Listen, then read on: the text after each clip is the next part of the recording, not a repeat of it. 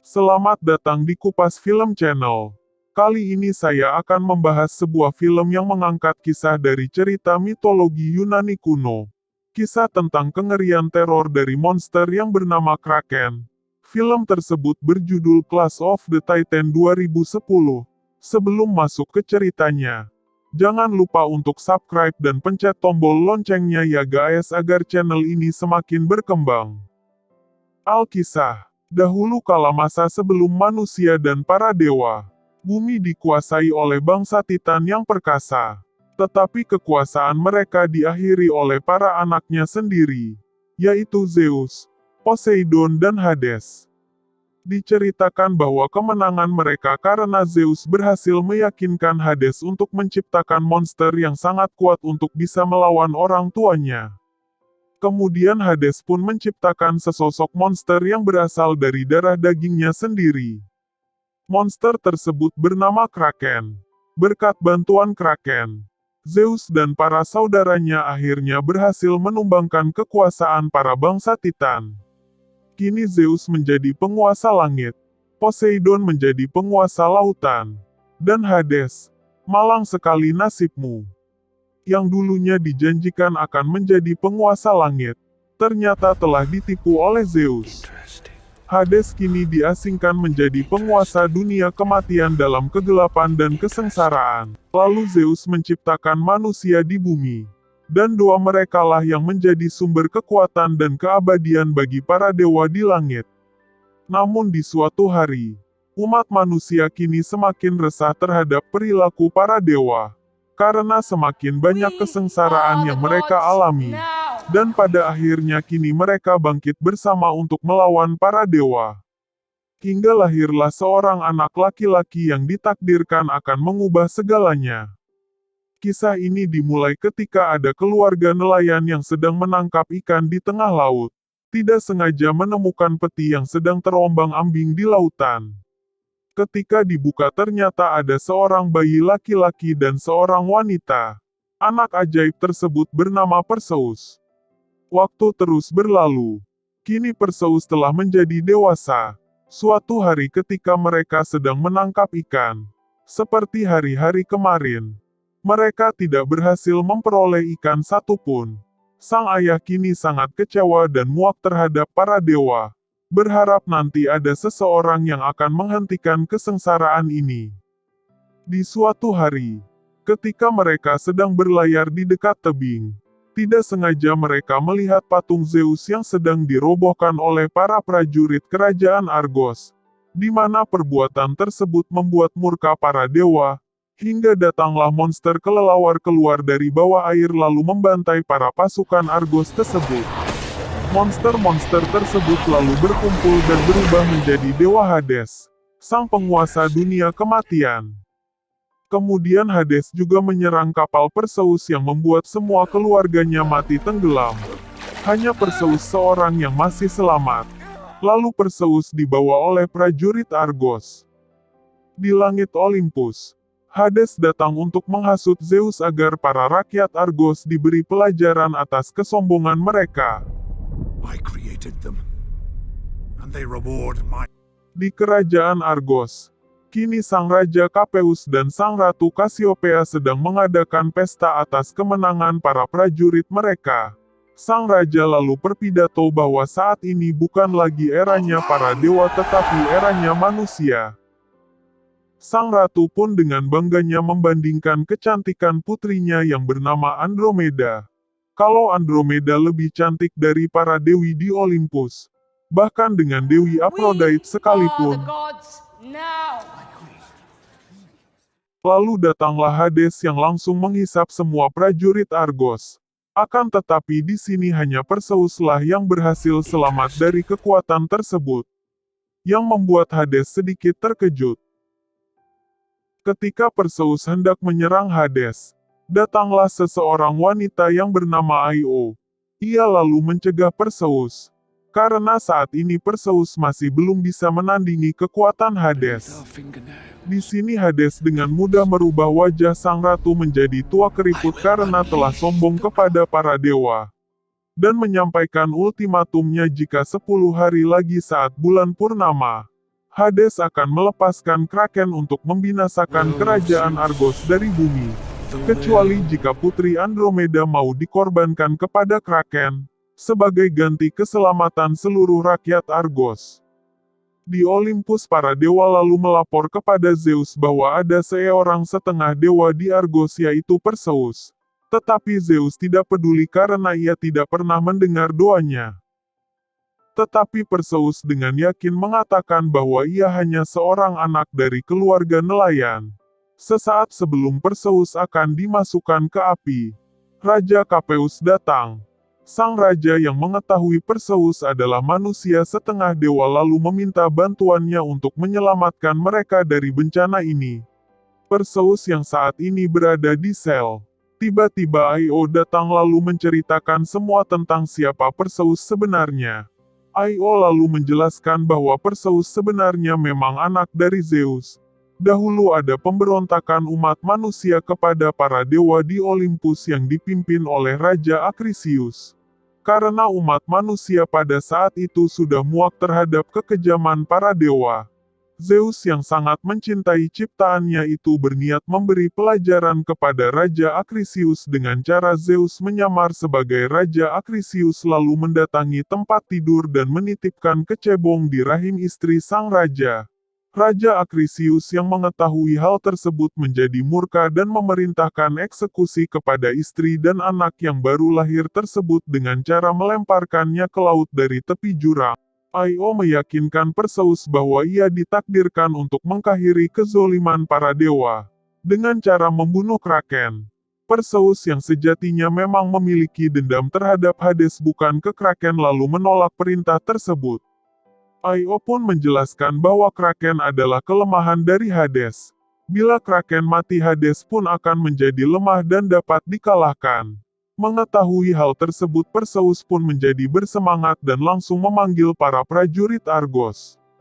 Draco dan prajurit Argos lainnya mendapat perintah dari raja untuk ikut membantu Perseus mengalahkan Kraken. Pertama yang harus dilakukan Perseus adalah menemui para penyihir Stygian untuk bertanya bagaimana cara mengalahkan Kraken. Ketika akan berangkat, Perseus juga mendapat bantuan lagi dari para pemburu monster yang juga ingin ikut berpetualang bersamanya. Perjalanan Perseus dalam misi mengalahkan Kraken pun dimulai. Di tempat lain, Hades menemui Babang Tampan si Raja Acrisius, menghasutnya agar menjadi bawahannya, dan juga membunuh Perseus agar Hades bisa membalaskan dendamnya kepada Zeus. Yang kita tahu kan, Raja Acrisius sangat membenci Zeus. Dengan tambahan kekuatan kegelapan dari Hades, kini Raja Acrisius berubah semakin kuat. Di hutan ketika para rombongan Perseus sedang istirahat, Draco melatih Perseus bagaimana cara menggunakan pedang. Karena pada dasarnya Perseus adalah setengah dewa. Tanpa ia sadari tiba-tiba sudah bisa menggunakan pedang. Kemudian Zeus pun memberikan Perseus pedang Olympus, di mana pedang tersebut hanya bisa digunakan oleh para dewa saja. Perseus yang dari awal ingin berperang sebagai manusia lalu memberikan pedang tersebut kepada Draco. Zeus juga memberikan kuda Pegasus hitam kepadanya. Tiba-tiba datanglah si Babang Tampan Acrisius dengan mudah menyerang para rombongan Perseus. Di sini Perseus juga terkena gigitan Acrisius di lengan kanannya. Untungnya Draco datang dan berhasil memotong salah satu tangan Acrisius, yang membuat Acrisius kabur.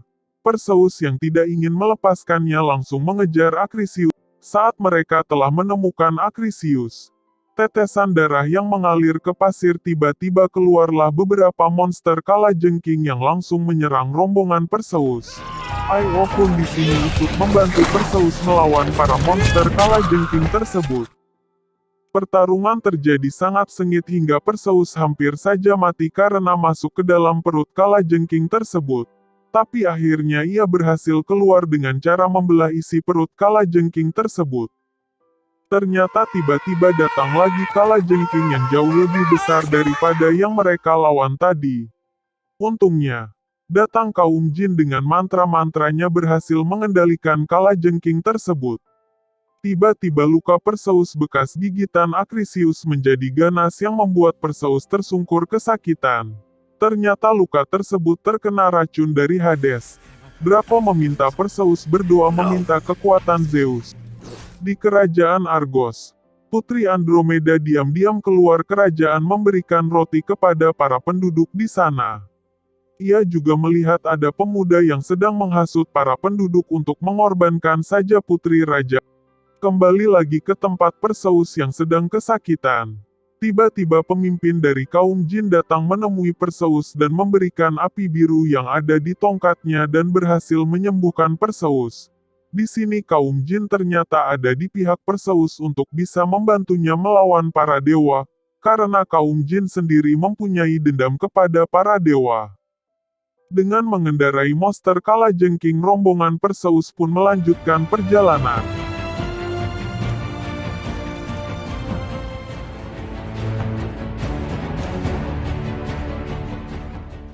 Singkatnya mereka telah sampai di tempat yang bernama Taman Stygian, di mana dahulu kala di sini tempat Kraken berhasil mengalahkan para bangsa Titan. Mereka memasuki reruntuhan yang berbentuk tangan. Di sana mereka berhasil menemui para penyihir Stygian. Tetapi para penyihir tersebut tidak mau memberitahu. Malah tiba-tiba menyerang Perseus. Akhirnya Perseus mengancam para penyihir dengan cara akan melemparkan mata yang digunakan para penyihir ke jurang lava. Pada akhirnya para penyihir bersedia memberitahu bagaimana cara melawan Kraken, yaitu dengan menggunakan kepala Medusa. Karena semua yang berdaging akan berubah menjadi batu jika menatap matanya. Tetapi perjalanan nanti akan menjadi sangat sulit karena Medusa saat ini berada di dunia kematian. Di tengah perjalanan, Zeus datang menemui Perseus berniat mengajak dan memberi perlindungan agar Perseus datang ke Olympus untuk menjadi dewa. Tetapi Perseus tetap menolak ajakan tersebut. Karena Perseus memilih mati menjadi manusia daripada abadi menjadi dewa. Sebelum Zeus pergi, ia memberikan sebuah koin emas kepada Perseus yang nantinya akan sangat berguna di perjalanan. Sesampainya di Sungai Styx, mereka kebingungan bagaimana cara memanggil Chaeron untuk menjemput mereka. Karena di sini Chaeron hanya menjemput orang mati saja. Pemimpin kaum jin pun melempar koin emas Perseus pemberian dari Zeus ke dalam sungai. Tiba-tiba datanglah Chaeron menjemput mereka. Di perahu, Io melatih Perseus bagaimana cara untuk melawan Medusa. Karena siapa saja yang melihat matanya akan berubah menjadi batu. Jadi Perseus harus melawannya hanya dengan mata tertutup. Sesampainya di sarang Medusa, mereka pun langsung masuk ke reruntuhan kuil. Satu persatu para prajurit Argos tidak sengaja menatap mata Medusa dan akhirnya berubah menjadi batu. Tersisa hanya pemimpin kaum jin, Draco dan Perseus. Pertarungan menjadi sangat sengit. Karena Medusa di sini juga mempunyai keahlian memanah yang sangat baik. Pada akhirnya pemimpin kaum jin dan Draco mengorbankan dirinya menjadi umpan untuk memberi kesempatan Perseus memenggal kepala Medusa. Di luar kuil, ternyata Io diserang dari belakang oleh Babang Tampan hingga ia sekarat. Perseus yang melihat tersebut langsung melawan Babang Tampan. Tetapi di pertarungan pedangnya malah patah. Lalu tidak sengaja ia melihat pedang Olympus di tanah. Dengan terpaksa, ia menggunakannya dan akhirnya berhasil mengalahkan si Babang Tampan. Io yang sekarat akhirnya mati dan berubah menjadi cahaya di pelukan Perseus. Tiba-tiba datang kuda Pegasus hitam menghampiri Perseus. Dengan menggunakan kuda tersebut, Perseus pun kembali ke kerajaan Argos. Kini, Kraken akhirnya berhasil dilepaskan, dan Putri Andromeda juga mengorbankan dirinya untuk diberikan kepada Kraken.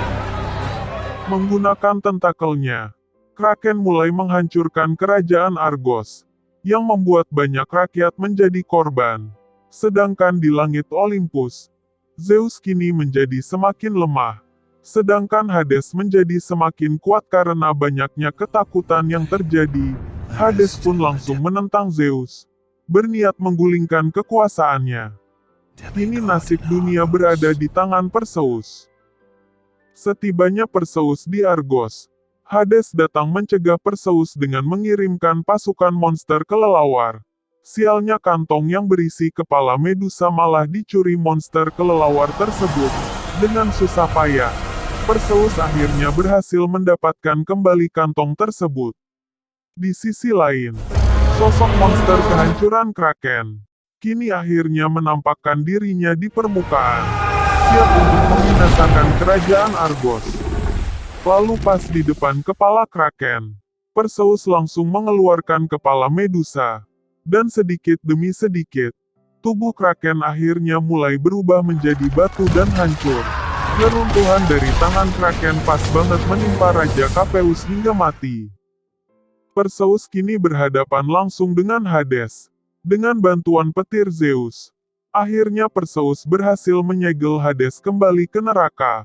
Lalu Perseus terjun ke laut untuk menyelamatkan Putri Andromeda.